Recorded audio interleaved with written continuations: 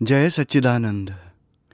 आपल्या सर्वांच्या अंतरंगात वसलेल्या परमात्म्याला अत्यंत भक्तिपूर्वक अभेद्य भावाने नमस्कार नमस्कार नमस्कार. जय सच्चिदानंद. दादा भगवान म्हणजे कोणा एखाद्या व्यक्तीसाठी नाही आहे. ते स्वतः कायम सांगायचे की शरीर हे दादा भगवान नाही आहे. अंतरंगात जो शुद्धात्मा प्रकट झाला आहे तो दादा भगवान आहे. आणि स्वतःविषयी कायम म्हणायचे की मी तर ज्ञानी पुरुष आहे. जोवर ज्ञान नव्हतं तोपर्यंत अज्ञानी होतो.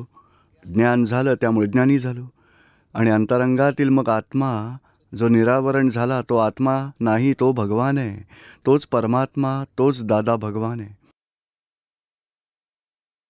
तर 1958मध्ये त्यांना हे ज्ञान झालं होतं.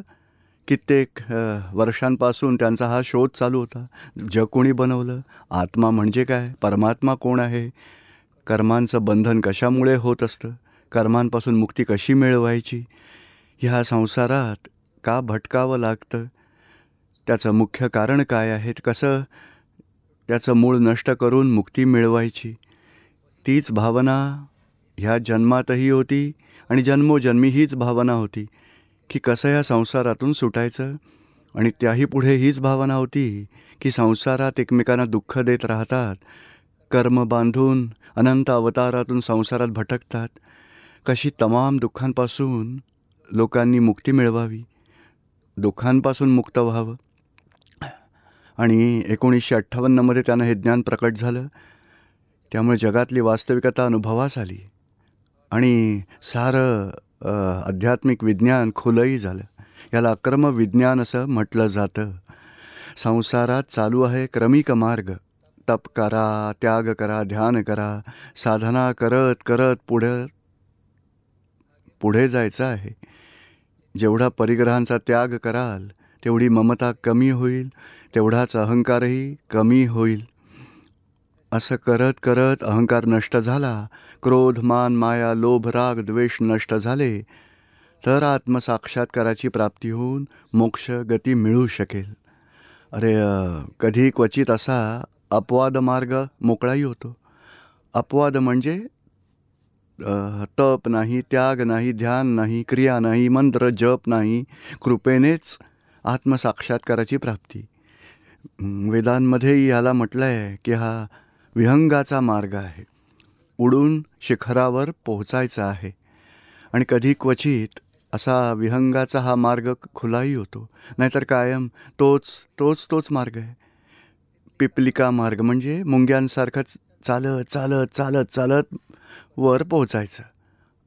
अक्रमागत मार्ग आणि क्रमागत मार्ग म्हणजे अक्रमागत मार्ग खुला झाला आहे. शास्त्रात हेही सांगितलं आहे. शिवाय मुख्य संसारात राहूनही नवरा असेल, बायको आहे, आई वडील आहेत, मुलं आहे, नोकरीधंदा करतही लोकांना हे ज्ञान प्राप्त होऊ शकतं. आणि संसारात राहूनही मग अंतरंगातील तमाम दुःखांपासून मुक्ती मिळूही शकते. म्हणजे हा काही नवा धर्म नाही आहे, हा काही नवा संप्रदाय नाही आहे. मूळ पुरुषांचेच हे विचार आहेत. जसे श्रीकृष्णांचे होते, त्यांनी अर्जुनाला हे असं ज्ञान दिलं की लढाई करूनही कर्मबंधन झालं नाही आणि कर्म प्राप्त असूनही अकर्मदशा तिथेच प्राप्त झाली. म्हणजे संसार आडवा येत नाही, संसार विरोधही करत नाही, अज्ञानता विरोध करते. अज्ञानता निघून गेली तर याच संसार व्यवहारातमध्ये सगळं राहील. नवरा बायको, मुलं, आईवडील, सासू सासरे, नोकरीधंदा, पण आतून कर्मबंधन स्टॉप होऊ शकेल. ह्यालाच आध्यात्मिक विज्ञान म्हटलं जातं. संसारात जे चालतं त्याला धर्म म्हटलं जातं. वाईट सोडा, चांगलं पकडा, अधर्माचा त्याग करा, धर्माचं आचरण करा. खरं तर धर्म ह्यालाच म्हटलं जाईल की जो क्रोध, मान, माया, लोभाला कमी करेल, क्लेशाचं निवारण करेल, चिंता कमी करेल, समाप्त करेल, एकमेकांना दुःख देणार नाही, तरच धर्माचं आचरण झालं असं म्हणता येईल. वाईट म्हणजे क्रोधाने किंवा खोटेपणाने, चोरी असेल, अनिती असेल, अप्रामाणिकपणा, विश्वासघात, कोणालाही दुःख दिलं तर या साऱ्याला अधर्म म्हटलं जाईल. मन वचन कायेनं कोणालाही दुःख होऊ नये, किंवा मग दुःख दिलं जरी गेलं तरी मनापासून पश्चाताप करून माफी मागून धुवून टाकायला धर्म म्हटलं जाईल. धर्म म्हणजे क्लेशाचं निवारण. चिंता असते, क्लेश होतो, एकमेकांबरोबर मतभेद होतात, संघर्ष होतो, एकमेकांना दुःखही दिलं जातं. त्याला धर्म म्हणता येणार नाही. आध्यात्मिक दृष्टीने भगवान महावीरांनी सांगितलं की धर्म कशाला म्हटलं जाईल. आर्तध्यान रौद्रध्यान न होऊ द्यायचं, आणि झालं तर प्रतिक्रमण आणि प्रत्याख्यान करून संपवायचं. त्यालाच धर्म म्हटलं जाईल, म्हणजे धर्मध्यान म्हटलं जाईल.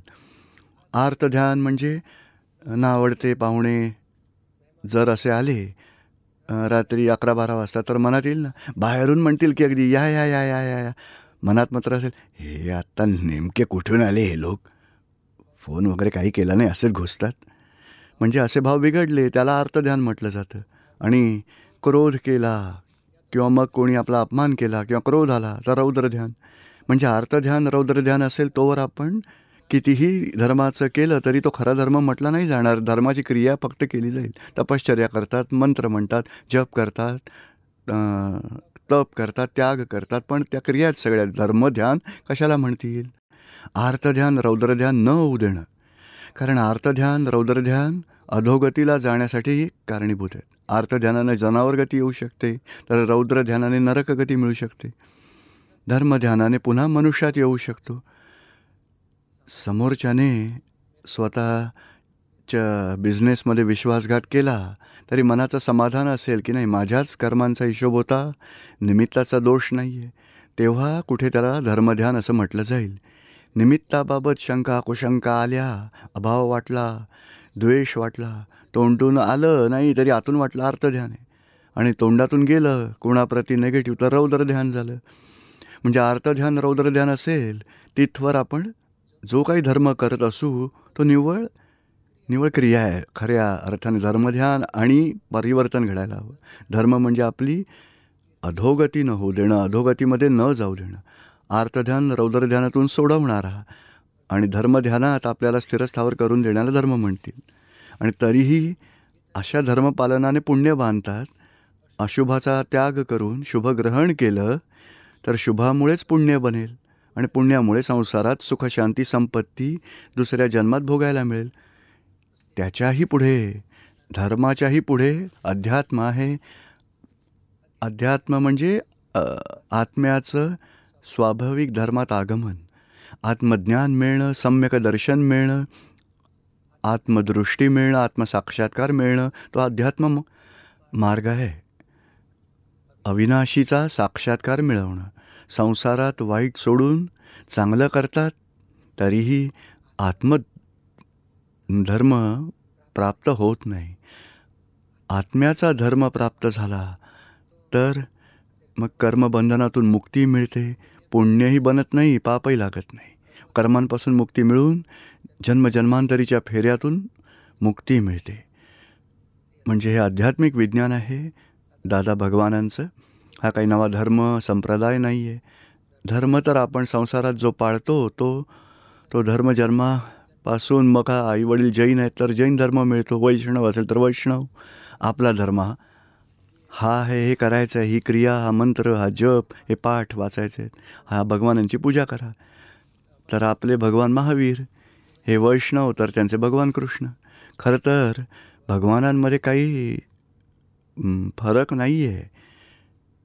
कृष्ण भगवानांनीही काही ते क्षायक समकितधारी होते आणि अर्जुनाला आत्म्याचंच ज्ञान दिलं होतं. सगळे गीतेमधले उपदेश आध्यात्मिक विज्ञान होतं. भगवान महावीरांनी सुद्धा जे सांगितलं, देहभाव सोडून आत्मभावात यावं, विनाशी भाव ते सोडून स्वभाव भावात यावं, विभाव सोडून. म्हणजे अविनाशींचा साक्षात्कार मिळवण्याच्याच गोष्टी सांगितल्यात. रामचंद्रजींनी पण हेच सांगितलं आहे. वशिष्ठ मुनींनीही आत्म्याचंच ज्ञान दिलं होतं. जगत स्वयंभू आहे, अनादी अनंत आहे, आपण स्वतःच आत्मा आहोत. आत्मज्ञानाची प्राप्ती करावी आणि जीवातून शिव, तोही आत्म्याचाच, आत्मज्ञानीचाच विचार आहे. चिदानंद रूपो शिवोऽहम शिवोऽहम, ओम नमः शिवाय हा भक्तीचाच प्रकार आहे. धर्म म्हटलं जाईल आणि सच्चिदानंद स्वरूप आत्म्याचा साक्षात्कार प्राप्त करणं, ते आध्यात्मिक ज्ञान. आणि मूळ पुरुषांच्या गोष्टी याच असतात की संसारात आलो आहोत तर जीवनाचं लक्ष आत्मसाक्षात्कार मिळवणं हेच असायला हवं.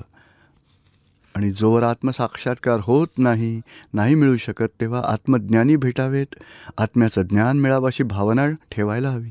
आणि जो कोणताही आईवडिलांकडून धर्म मिळतो त्या धर्माचं आपण पालन करतो, पण फक्त धर्मकृतीतून घडू नये. आर्तध्यान रौद्रध्यानातून सुटका व्हावी. घरातले क्लेश हे बंद व्हायला हवेत. क्लेश, कटकटी, भांडणं, मतभेद, चिंता कमी कराव्यात. एकमेकांना दुःख देऊ नये. सासूने सुनांना दुःख देऊ नये, सुनाने सासवांना दुःख देऊ नये. आईवडील त्याने मुलांना दुःख देतात, मुलं आईवडिलांना दुःख देतात. तिथवर धर्म ध्यान नाही म्हटलं जाणार. धर्माचे सार कशाला म्हणतात? आर्तध्यान रौद्रध्यान नष्ट होतं आणि धर्माचं मर्म म्हणजे आत्मसाक्षात्कार झाला तर मोक्ष मिळेल. जोवर आत्मसाक्षात्कार होत नाही तोवर निदान क्लेशापासून तरी मुक्ती व्हायला हवी. धर्म म्हणजे मानव धर्मही म्हटला जाणार नाही. जर तुम्ही नोकराबरोबर क्रोधाने बोलत असाल, अशावेळी मला हे उमगायला हवं की माझ्यावर जर कोणी असा क्रोध केला तर मला आवडेल का ते? मग मी क्रोधाने कुणाला दुःख का द्यायचं? मला न आवडणारा व्यवहार मी इतरांबरोबर नाही करायचा. एवढं जरी आपल्याला जमलं तरी खूप मोठं धर्माचरण म्हणतील. क्रोधाने किंवा मोहाने किंवा मान किंवा लोभाने कोणालाही दुःख देऊ नका. आणि दादाजी एकाच वाक्यात सांगायचे की सगळ्या धर्माचं सार हे एवढंच आहे की आपल्या मनाने, वाणीने किंवा वर्तनाने कोणालाही दुःख देऊ नका. आणि दुःख दिलंच गेलं तर मनापासून पश्चाताप करा. जे कोणी इष्टदेव आहेत, हे भगवान, माझ्याकडून या व्यक्तीला क्रोधामुळे दुःख दिलं गेलं किंवा अभाव झाला, तिरस्कार झाला, वाईट शब्द बोलले गेले, मी मनापासून पश्चाताप करतो, मला क्षमा करा, अशी चूक न करण्याची शक्ती द्या. तरी देखील त्याला धर्मध्यान म्हटलं जाईल. आणि तेवढं जरी धर्मध्यान झालं तरी मनुष्यात परत येण्याची आहे संधी. नाहीतर मग आर्तध्यान रौद्रध्यानाने तर मनुष्यपणही हरवून जाईल, जनावर गती येईल, अधोगतीमध्ये निघून जाल. आणि तरीही त्याच्याही पुढे जायचं असेल तर आत्मसाक्षात्काराची प्राप्ती करा. तेच जीवनाचं अंतिम लक्ष असायलाच हवं. म्हणजे हा आध्यात्मिक सत्संग आहे. हा काही नवा धर्म संप्रदाय वगैरे काही नाही आहे. कुणाला काही विचारायचं असेल तर नक्कीच विचारा. कसा आत्मसाक्षात्कार आपला होईल आणि संसार व्यवहारातील तमाम दुःखांपासून मुक्ती मिळवावी, तोच विचार गोष्ट दादा भगवानांनी सांगितले. दादा भगवान आध्यात्मिक ज्ञानात दोनच गोष्टी सांगतात की मी स्वयं कोण आहे, सेल्फ रिअलायझेशन प्राप्त करायला हवं. तसंच दुसरं महत्त्वाचं, करणारा कोण आहे, या संसाराचा संचालक करता कोण आहे, करविता कोण आहे. खूपच महत्त्वाच्या या दोनच गोष्टी, दोन प्रकारचं ज्ञान अकर्म विज्ञानाने प्राप्त होऊ शकेल. त्याशिवाय बाकीचं जे काही धर्म व्यवहारात नवरा बायको किंवा आई वडील मुलं जे काही व्यवहार करतात किंवा नोकरी धंदा तेही करतात किंवा जे काही धर्माचं पालन आहे ते भलेही करत राहा. जे कोणी गुरु असतील त्यांना सोडायचं नाही, पण आतून सेल्फ रिअलायझेशन करायला हवं. म्हणजे हू इज अ डुअर, करता कोण आहे त्याचं ज्ञान प्राप्त करायला हवं. तर मग चिंता मिटेल आणि राग द्वेष अज्ञान निघून गेलं की हळूहळू क्रोधमान मायलोभही गळून पडतील. हे अज्ञान समाप्त करायचं आहे, ज्ञानाची प्राप्ती करायची. पण कोणत्या ज्ञानाची? तर स्वतः कोण आहोत त्याचं ज्ञान. हे जाणत नसल्यामुळेच अज्ञानता आहे आणि अज्ञानतेमुळेच अहंकार उभा ठाकला आहे. बघा, क्रोधमान माया लोभ उभे ठाकलेत आणि संसार बंधनही लागू झालं आहे. अज्ञानता निघून गेली. जसं शास्त्रात सांगितलं आहे, जैन शास्त्रातही हेच सांगितलं की राग द्वेष आणि अज्ञानामुळे जीवाला बंधन आहे. वेदांनीही हे सांगितलं आहे, मलविक्षेप आणि अज्ञानामुळे जीवाला बंधन. अज्ञान हेच सगळ्यात मोठं आवरण आहे. तेच तुटलं तर मलविक्षेप आपोआप गळून पडतील किंवा क्रोधमान मायालोभ आपोआपच निघून जातील. अज्ञानापासून सुटका व्हायला हवी. म्हणजे आध्यात्मिक विज्ञान अज्ञानापासून मुक्ती मिळवून देते. आता काही थोडे प्रश्न घेऊया. आध्यात्मिक विज्ञान समजून घेऊया त्यातून. कृष्णा लोहरा, रांची. जय सच्चिदानंद पूज्यश्री. काय नाव तुमचं? कृष्णा लोहरा, हो, रांची. बोला. माझा प्रश्न असा आहे की आपण म्हणता की कृपेने मिळालेले ज्ञान मग ते कधीही नाहीसे होऊ शकते, विस्मरणात जाऊ नाही, शकते. असं काही नाही. मग नाहीसं होऊ शकतं म्हणजे काय? म्हणजे की कृपेने मिळालेलं ज्ञान म्हणजे आपली मेहनत त्यामध्ये नाही, ते कृपेने मिळतं. आपल्याकडून काय व्हायला हवं तर आज्ञा तोच धर्म, आज्ञा तेच तप. त्याच्या प्रोटेक्शनसाठी आज्ञा सांगतो. जे ज्ञान मिळतं त्याचं रक्षण कसं करायचं त्यासाठी आज्ञा सांगतात. आज्ञांमध्ये राहाल तर ज्ञानाच्या बीजापासून त्याच्या फळापर्यंत जाल. बीज पेरलं आहे ज्ञानाचं, आत्मज्ञानाचं, त्याला फळ लागेल म्हणून त्याचं संरक्षण करायला हवं. चुकत अज्ञानीसारखेच वागलात, ज्ञान घेऊनही ज्ञानात जर नाही राहिलात आणि रागद्वेष, क्रोध, मान, भांडणं करत राहिलात तर मग ते ज्ञान विस्मरणातही जाईल. ज्ञान बघा स्मरणातून जाईल. असं स्वतः बीज जाणून बुजून उखडून नाही टाकलं तर ज्ञान टिकेल. मोक्षापर्यंत आपल्याबरोबर राहील. ते आपल्याबरोबर ज्ञान कायम असावं त्यासाठी काय करावं लागेल? 5 आज्ञांमध्ये राहायचं. आणि कृष्णा वेगळा आहे, मी शुद्ध आत्मा आहे. कृष्णाकडून कोणाला दुःख दिलं गेलं तर कृष्णाकडून प्रतिक्रमण करून घ्यायचं. ती जागृती ठेवायची. त्यामुळे हळूहळू ज्ञान अनुभवात उतरत जाईल. थँक्यू पूज्यश्री. जय सच्चिदानंद. माझा प्रश्न असा आहे की मी माझ्या फॅमिलीमध्ये तर खूपच प्रेमाने राहतो. मी कोणालाही दुःख देत नाही. पण ऑफिसमध्ये आमचं काम असं असतं की प्रत्येक वेळी मी ठरवतो, मला कळतं मला कोणालाही दुःख नाही द्यायचं आहे. पण you know the instances come likes that where my manager forces me to do something, which causes us, which through which I hurt other person, which is unknowingly, which I don't want to do. पण मला कळतं की मी कोणाला तरी दुखावतोय, म्हणजे नकळत किंवा मग दबावाखाली. त्यासाठी मला काहीतरी करायचं आहे. म्हणजे I can ask him to wait for another 2 days, but my boss says that I want to get this done from that person within next 2 hours. So unnecessarily I force him to do it, within 2 hours, and in that cause I will make him hurt. So I know Pratikraman is one of the way is remedy which I'm get gyan, which I get it tomorrow. But my question is, it is never ending for me. Like every day I go with open heart to office, but प्रत्येक दिवशी जेव्हा मी घरी येतो तेव्हा मला माहीत असतं की 3-4 लोकांना तरी मी अननेसेसरीली दुखावलेलं आहे. तर ह्यावर उपाय काय? त्यावर एक उपाय तर प्रतिक्रमण तर करतच असणार. आणि दुसरा उपाय असं करू शकता की त्यांना प्रेमाने समजावा. हे बघा की प्रेशर आहे बॉसचं आणि आपल्याला कामं संपवायची आहेत. काय करणार आहोत? Just conversation. कारण कोणीही माणूस जे काही काम करतो त्याच्याकडे त्या कामाचं पुरेसं नॉलेज असायलाच हवं. पण एखाद्याकडे जर पुरेसं ज्ञान नसेल तर त्याला मदत करू, किंवा मग मॅनपॉवर कमी असेल तर मदत करू त्यासाठी, किंवा एखादं साधन हवं असेल किंवा एखादा पार्ट असेल किंवा काही कनेक्शन गरजेचं असेल तर त्यासाठी मदत करूच. म्हणजे त्याकडे आपल्यालाही कळतं, त्यालाही कळेल की बॉसचं प्रेशर आहे आणि काम तर करायचंच आहे. We will try something with best efforts. मग तर ते कसं सॉल्व करायचं, त्यांच्याबरोबर मिळून मिसळून कराल तर त्याची मदत होईल आणि तोही सिन्सिअरली सपोर्ट करेल. आणि रागावणं ते काही योग्य नाही आहे. आणि उगाचच आग्रह करणं, इन्सिस्ट करणं, काही मग अपशब्द बोलणं तेही योग्य नाही आहे. तो लाचार असतो बिचाराला. काम तर करावंच लागतं. पण दुसरी नोकरी मिळाली, हळूहळू चांगला पगार मिळणार असेल तर तो मग हळूच निघूनही जाईल. बघा, त्याला वाटत असतं की काय आपण शिव्या खाण्यासाठी येतो का, काम करायला येतो, पगार घेतो. मध्येच असं रागावणं, जोरजोरात बोलणं आणि प्रेशरने काम करणं त्याला त्रासदायक वाटत असेल, हळूच निघूनही जाईल. बघा, आणि आपणही विचार करतो ना की असा धंदा करायचा नाही आहे, दुसरी नोकरी मिळाली तर निघून जायचं. आणि बॉसला नीट सांगायचं की साहेब 2 दिवसाचं काम आहे आणि तुम्ही 2 तासात करून मागताय. सगळे लोक त्रासून गेलेत. 2-4 तास काम कमी करून 1.5 दिवसात करू, पण 2 दिवसाचं काम 2 तासात कसं होऊ शकेल तुम्ही विचार करा.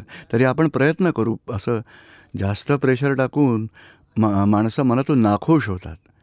पण माणसं मनातून खुश असले तर कंपनीची भरभराट होते, कंपनी उच्च स्थानावर जाईल. बाकी असे दुःखी राहून काम केलं तर पैसे तरी येतील, पण भरभराट नाही होणार.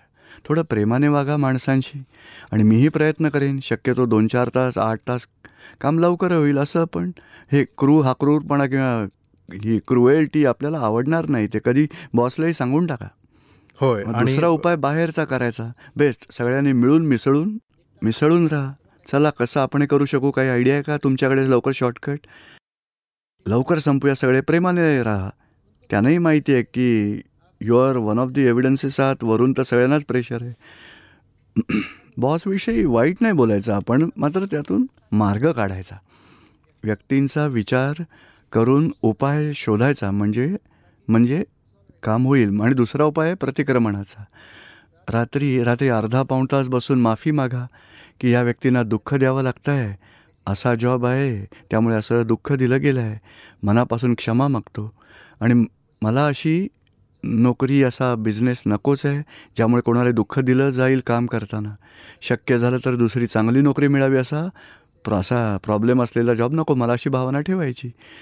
आणि संयोग जुळले तर मग 6-12 महिन्यात वेगळा जॉबही मिळेल, तिथे प्रेशरही नसेल, प्रेमाने तुम्ही कामही करू शकाल, कोणाला रागावणं, चिडणं, ओरडण्याची गरजच भासणार नाही.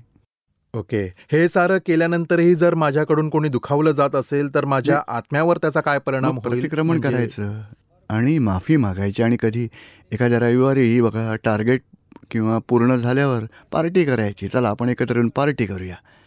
सॉरी हां, तुम्हाला त्रास दिला, मी रागवत होतो आणि थोडं प्रेशर टाकलं, पण माझा तो वीकनेस आहे. मलाही हे सगळं नोकरीमुळेच करावं लागतं आहे, पण मनापासून मी तुमच्याच बरोबर आहे आणि मी तुमच्यातला म्हणूनच राहीन.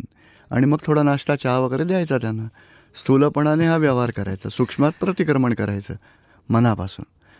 त्यांनाही वाटेल की मनापासून हा खरंच आपल्यातला आहे. कामामुळे त्यांनाही असं वागावं लागत असतं. तेही सपोर्ट करतील. जय सच्चिदानंद.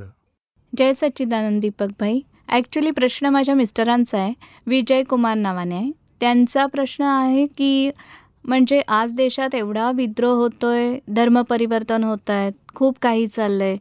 जेव्हा आपला देशच संकटात आहे आणि ते सगळं बघून त्यांना म्हणजे ते काहीच करू शकत नाहीत, पण ते फारच विचलित होत आहेत. आणि मुलांनाही ते म्हणतात की कसा होणार उद्धार, कसे होणार या जैन मुनींचे, चांगल्या माणसांचा उद्धार, असे बोलत राहतात आणि फारच विचलित होतात. आणि असे असंतुष्ट असल्याने ना ते फारच दुःखी असतात. ह्यावर काय उपाय आहे विचारायचे आहे त्यांना. यावर सोल्युशन हेच आहे की एखादा माणूस दुःखी असेल तर आपण काहीतरी उपाय करायला हवं. पण नसेल करू शकत तर प्रार्थना करा.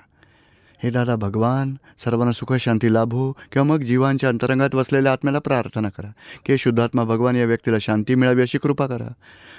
म्हणून आपण जेव्हा साऱ्या जगासाठी पुरत नाही तेव्हा आपण साऱ्यांसाठी प्रार्थना करू. हे दादा जगत कल्याण करा, सर्व जीवांना मोक्ष ज्ञान मिळो, दुनियेतली सारी संकट टळावी, स्वामी आम्हाला शरणी द्यावं. प्रार्थना करत राहा. हे दादा भगवान आमचं कल्याण करावं, साऱ्या जीवांना सुखशांती लाभावी, आत्मज्ञान मिळावं, कृपा करावी. बघा, प्रार्थना हा सगळ्यात उच्च उपाय आहे. दुःखी माणूस स्वतःचे नुकसान करतो आणि कोणालाही मदत नाही करू शकत. आणि प्रार्थना मात्र तसे काय सगळी मी बोलतच राहते दीपकभाई. हां, सांगितलं जेव्हा- तर नाही ऐकणार, कारण रागद्वेषाचा हिशोब आहे. नाही, जेव्हा तुमचा टीव्हीवर प्रोग्राम बघतो आणि तेव्हाच न कळत आमचेही अंतराय कर्मच त्याच वेळी 15 मिनिटाचे पाणी आलेले असते, तेव्हा मी म्हणते तुम्ही आरामात ऐका, मी पाणी भरते आणि मी ऐकेन. आणि त्यांना कधीतरी असेही म्हणते की तुम्ही शांतपणे विचार करा, कोणाबद्दलही कोणत्याही बाजूने की त्यांचे चांगलेच होईल असाच विचार करा. पण त्यांना ते समजतच नाही आहे. म्हणून आज हा प्रश्न तुमच्यासमोर विचारते. ते कदाचित निघून त्यांना गेले? समजेल. नाही, इथेच हो, बसलेले आहेत. बसलेत. आता उद्या पण यायचं. उद्या या, उद्या ज्ञान घ्या, दृष्टी बदलेल. दृष्टी बदलल्यामुळे आत्मदृष्टी मिळेल, त्यामुळे तुम्ही कल्याणाची भावनाही करू शकाल आणि तसं होईल. बघा, जेव्हा आत्मज्ञान आपल्याला मिळतं ना, तेव्हा आधी आपल्याला दुःखांपासून मुक्ती मिळते आणि आपलं कल्याण झाल्यावर आपली भावना आपोआप तयार होते की इतरांनाही सुखशांती मिळावी, दुःखांपासून मुक्ती मिळावी आणि आपलेही हृदय परिवर्तन होईल आणि कल्याणाची भावना सुरूही होईल. उद्या ज्ञान घ्या तुम्ही. नाही, असं तर सारे समजते त्यांना, खूप चांगल्या प्रकारे ते जाणतात. Only the presentation is not fine. म्हणजे नाही, नाही. असे मुलांबरोबर सुद्धा नाही, आणि हा उपाय सारे नाही. समजावतात त्यांना, त्याचं पण ते बघा काय आहे, प्रेझेंटेशन नाही ना देऊ नाही, शकत. त्याचं काय की दयाळू स्वभाव असतो. दया आली की काय होतं, दया गरिबांना दुःख होतं. अरे अरे बिचाराला किती त्रास आहे, आजाराला किती त्रास होतोय. आणि आणि भगवान महावीर दया आणि निर्दयतेच्या वरती करुणेत होते. बुद्ध भगवान दयाळू होते. दयाळूपणामुळे खूप दया येते. अरे अरे अरे दुःखी कोणी पीडित असेल तर खूपच दया येते. दया येणे तोही बुद्धीचा धर्म आहे. बुद्ध भगवान याच्याही पुढे गेले होते वरती. ज्ञानप्रकाश यायचा बाकी होता आणि ज्ञानप्रकाश आल्यावर करुणा प्रकट व्हायची. उंदराबद्दल दया आणि मांजराबद्दलही दया. पण दयाळू लोकांचं कसं आहे, त्यांना उंदराची दया येते, मांजराचा राग यायला लागतो. बघा, त्याला त्रास देतो, बंद कर.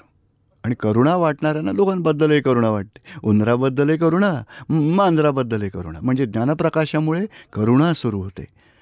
त्यात बघा दया असतेच असते. आणि दया जर 90% असेल, दया असेल तर 10% निर्दयीपणा असतो. म्हणजे ही दया द्वंद्वयुक्त आहे. दया निर्दयीपणा. द्वंद्वातून बाहेर पडून आत्मज्ञानात आलात की द्वंद्वातीत झाल्यावर मग करुणा सुरू होते. आणि करुणा असताना कोणाबरोबर भेद नाही, कोणाबाबत दुःख सुख वाटत नाही, पण अपार करुणाच वाटते त्यांच्याबद्दल. तात्विक दृष्टीने करुणा वाटते आणि कल्याणाची भावना असते. म्हणजे दीपक भाई, जेव्हा मी त्यांना हे समजावते, कोणत्याही गोष्टी त्या त्यांना कळतच नाहीत, आपणच हरकत सांगावे. नाही. त्याचं काही दादाजींचं करुणेचं पुस्तक आहे, दया निर्दयता आणि प्रेम.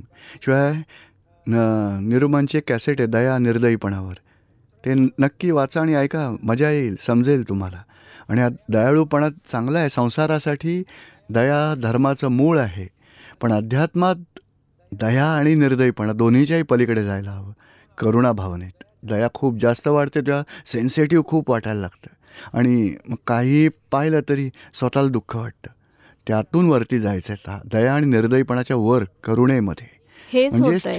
स्थिरता आता वाढेल. मुलांबाबतही असेच होत आहे. म्हणजे एखादी गोष्ट सुरू केली की ती एवढी लांबते, म्हणजे त्यांची एवढी दया येते. माझ्या मुलांना फोन बघा, आजकालच्या दुनियेत आधुनिक पद्धतीने हे सारे घडते आहे. त्यात मुलांनी जास्त गुंतू नये म्हणून ते त्यांना खूप बोलतात, पण एका लिमिटपर्यंत बोलावे. आपल्याला कित्येकदा दीपक भैया असे इथे टी व्हीवर सांगतात, पण ते त्यांना समजतच नाही, म्हणून आपणच त्यांच्यावर कृपा करावी. बघा, जरा नेमाने सतत सत्संगात येत राहील तर खूप फरक पडेल. कारण या बुद्धीला खूप सगळे प्रश्न पडतात आणि उत्तरं मिळाल्याने समाधान त्याचं सत्संगामुळेच मिळत राहील. बुद्धीचा विलय होत राहील. उपाय हाच आहे.